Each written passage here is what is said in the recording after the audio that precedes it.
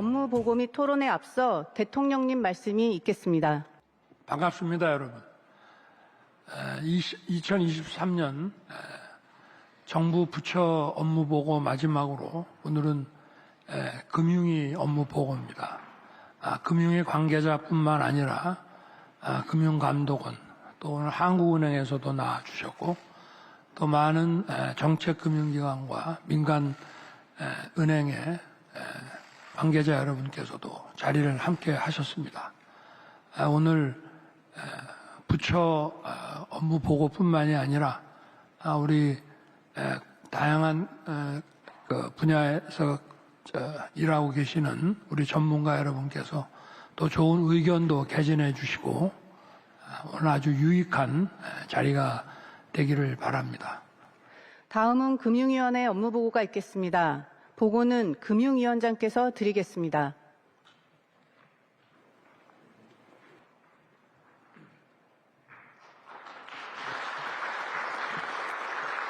안녕하십니까. 금융위원장 김주현입니다.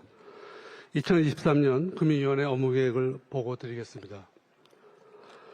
금융위원회는 당면 과제인 금융시장 안정과 실물, 민생경제 지원과 함께 위기를 넘어 우리 모두가 자랑스러워할 수 있듯 글로벌 금융의 미래를 그리면서 12가지 정책 과제를 추진하겠습니다. 먼저 금융시장 불안에 선제적으로 대응하겠습니다. 하반기에는 다소 안정될 것이라는 예상도 있지만 국내외적으로 많은 불확실성과 우려가 있습니다. 시장 안정 프로그램 중 현재 활용 가능한 40조 이상의 지원 여력을 활용하여 시장 안정을 도모해 나가고 특히 신용 등급이 좋지 않은 기업에 대한 우려가 많은 만큼 이런 기업들도 회사채 발행에 어려움이 없도록 프라이머리 CBO 프로그램의 지원 범위와 한도를 확대하겠습니다. 관계부처 간 긴밀한 정책 공조하에 과거의 틀에 얽매이지 않고 금융 부분의 모든 가용 자원과 역량을 동원해 시장 상황에 맞는 유연하고 창의적인 정책 대응을 추진하겠습니다. 특히 올해 금융시장의 가장 큰 불안 요인으로 꼽히는 부동산 시장의 연착륙에도 만전을 기하겠습니다. 크게 3가지 방안을 통해 안정화를 추진하겠습니다. 먼저 정상 PF 사업장에 대해서는 사업자 보증과 시장 안정 프로그램 등을 통해 PF 사업의 원활한 자금 흐름을 지원하고 부실 우려 PF에 대해서는 2011년 저축은행 사태 시 만들었던 대주단 협약을 재정비하여 업계의 자율 정리를 유도하고 캠코의 PF 대출 채권 매입펀드 조성 등을 통해 사업장 정상화를 지원하겠습니다. 일시적 자금난을 겪는 건설사에 대해서는 건설사 보증 PF, ABCP의 차환 지원 등 유동성 지원을 확대하겠습니다. 이와 함께 부동산 시장 연착륙을 위해 지난 1월 3일 국토부가 규제 지역을 대폭 해제한 것에 이어 금융 분야에서는 다주택자에 대한 부동산 대출 규제도 완화하겠습니다. 기업 부실 확대를 방지하고 금융권으로의 부실 전이를 차단하겠습니다. 신용위험평가제도 적용 대상을 소규모 기업까지 확대하여 유동성이 일시적으로 부족한 소규모 기업도 희망하는 경우 워크아웃 기회를 부여하고 신용공여 10억 원 이하 기업의 경우는 약식 신용평가만으로 신속 금융지원 프로그램 대상이 될 수 있도록 하겠습니다. 기업의 잠재적 부실 위험이 금융회사의 부실화로 이어지지 않도록 개별 업권별 특성에 맞춰 건전성 규제를 보완, 개선하는 한편 필요시 금융회사의 유동성과 자본을 선제적으로 지원하는 금융안정 개정도 조기에 가동토록 하겠습니다. 우리 경제의 미래성장 동력 확충에 필요한 금융지원을 차질 없이 집행하겠습니다. 올해 정책자금 공급을 205조 원까지 큰 폭 확대하고 이 중 5대 중점 전략 사업에 81조, 수출 금융에 16조를 집중하여 신성장 4.0과 수출 5대 강국 도약을 뒷받침하겠습니다. 민간의 모험 자본이 유망한 벤처 혁신 기업으로 흘러가도록 필요한 제도 개선도 추진하겠습니다. 우리 정부 핵심 가치의 하나는 연대입니다. 경영 애로와 자금난에 시달리고 있는 소상공인 분들과 중소기업에게도 힘이 되어드리겠습니다. 작년에 시행한 125조 규모의 코로나 피해 자영업자 소상공인 금융지원 패키지를 보완하여 지원의 실효성을 높이겠습니다. 자영업자에 대한 저금리 대환 프로그램의 적용 대상을 코로나19 피해자에서 모든 자영업자로 확대하고 이용 한도도 상향하여 정책 지원의 효과를 보다 체감할 수 있도록 해 나가겠습니다. 고금리, 고물가로 어려움을 겪게 된 중소기업에 대해서는 중기부와 함께 80조 원 규모의 종합금융지원을 제공하겠습니다.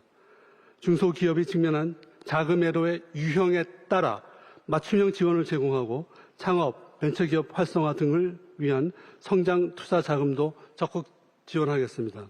부동산 가격 하락과 금리 부담 증가로 급증한 주거 부담도 완화하겠습니다. 임차인의 전반적인 주거 비용 경감을 위해 변동금리보다 낮은 고정금리로 전세 대출 상품을 제공하고 기존 전세 대출 보증 대상에서 제외되었던 부부 합산 소득 1억 원 초과 등 1주택자에 대한 전세 대출 보증도 허용함으로써 실수요자가 전세자금 걱정 없이 살아갈 수 있도록 하겠습니다.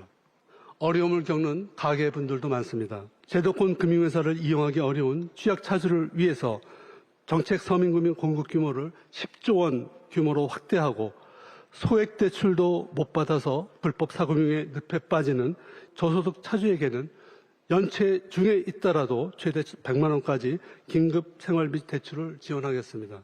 정상적인 대출이 어려워진 차주분들의 재기를 지원하기 위해 채무 조정 제도도 확충해 나가겠습니다. 청년분들을 위해서는 청년 도약계좌 출시를 통해 청년분들의 목돈 마련도 지원하겠습니다. 민생경제가 어려운 틈을 타서 금융범죄 사기가 늘어나고 있습니다.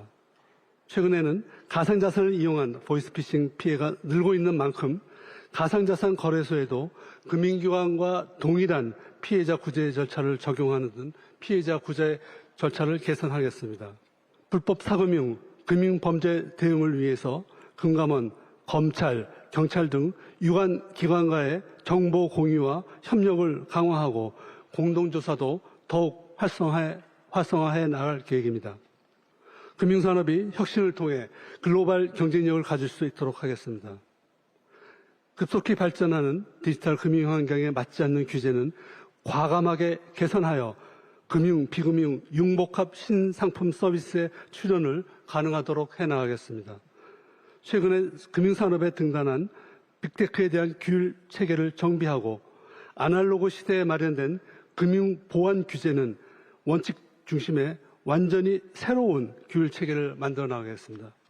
금융 분야의 핵심 혁신 동력이라고 할 수 있는 핀테크 스타트업의 경쟁력을 제고해 나가겠습니다. 핀테크 스타트업이 시행착오를 줄이고 빠르게 성장할 수 있도록 컨설팅, 자금, 정보 등 필요한 지원을 하겠습니다. 새롭게 등장한 디지털 자산에 대한 규율 체계도 마련하겠습니다. 국제 논의 동향을 고려해서 가상 자산 규율 체계를 마련하되 우선 시급한 불공정 거래 규율을 위한 투자자 보호 체계를 마련하고 새로운 형태의 증권형 디지털 자산에 대한 제도도 정비해 나가겠습니다. 글로벌 스탠다드에 부합하는 자본시장을 만들겠습니다. 외국인 ID 제도 등 외국인 투자를 어렵게 하는 제도를 폐지하고 상장사에 대한 영문 공시를 단계적으로 강화하겠습니다. 마지막으로 금융 소비자 신뢰와 편의 증진을 금융 발전의 초석으로 삼겠습니다. 금융사고를 방지하고 CEO 등 임원 선임과 관련된 절차적 합리성과 투명성을 확보하기 위해 금융회사 내부 통제 및 지배구조 관련 제도를 재정비하겠습니다. 연금저축에 대해서는 여타 예금과 별개로 예금자 보호 한도를 추가로 적용해서 국민의 노후자산을 보다 안전하게 보호하겠습니다. 국민들이 온라인에서 고금리 대출을 저금리로 손쉽게 대환할 수 있도록 온라인 원스톱 대환대출 인프라를 구축하고 실손보험 청구 전산화를 통해 보험가입자가 절차가 복잡해서 보험 신청을 포기한 일이 없도록 해나가겠습니다. 세계는 넓습니다. 이제 우리 금융산업도 글로벌 금융산업으로 발전하여 자랑스러운 세계 속의 대한민국을 만드는 데 힘을 보태겠다는 다짐을 국민 여러분과 대통령님께 드립니다. 감사합니다.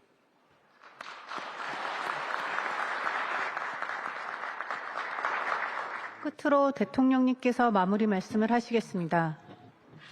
오늘 장시간 동안 좋은 말씀 아주 감사하고 저도 많이 배웠습니다.